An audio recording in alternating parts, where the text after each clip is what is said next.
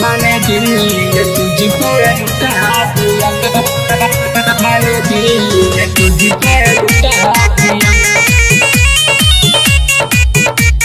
लुटा दिया। आप सुन रहे हैं मनोज मंडल को। लुटा दिया।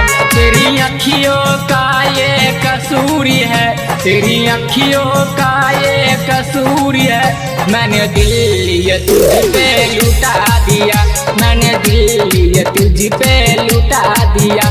तेरी अखियों का ये कसूर है, तेरी अखियों का ये कसूर है।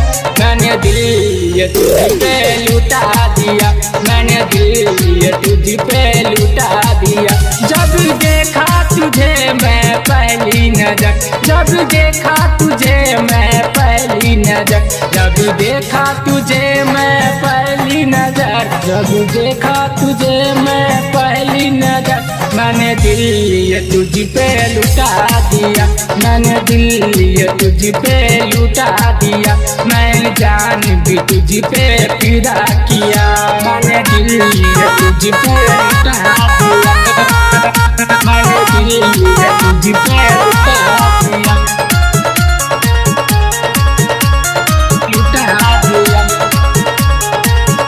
हाँ, चांद के जैसे चेहरा है और रूप निराले लगते हैं, रूप निराले लगते हैं। हाँ, चांद के जैसे चेहरा है और रूप निराले लगते हैं, लगते हैं। तूने प्यार से मुझको देखा तो, तूने प्यार से मुझको देखा तो मैं दुनिया अपना भुला दिया, मैं दुनिया अपना भुला दिया।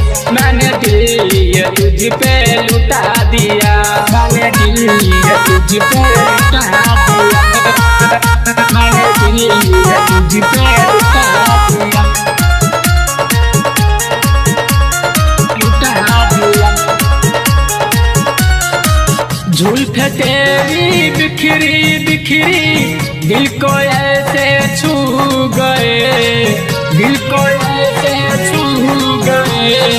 जुल्फ तेरी बिखरी बिखरी दिल को ऐसे छू गए, छू गए। तेरी पायल की जो है खनक, तेरी पायल की जो है खनक, तेरे प्यार में मुझको डुबा दिया, तेरे प्यार में मुझको डुबा दिया। मैंने दिल ये तुझ पे लुटा दिया, मैंने दिल ये तुझ पे लुटा दिया, मैंने दिल ये तुझ पे लुटा दिया, लुटा दिया। होठों पे मुस्कान तेरी मनोज के मन को जीत गए, मनोज के मन को जीत गए। होठों पे मुस्कान तेरी मनोज के मन को जीत गए, जीत गए। मेरी जैसी बिहारी देखा तो, मेरी जैसी बिहारी देखा तो और गीती तुम पे गवा दिया, और गीती तुम पे गवा दिया। मैंने दिल ये तुझ पे लुटा दिया।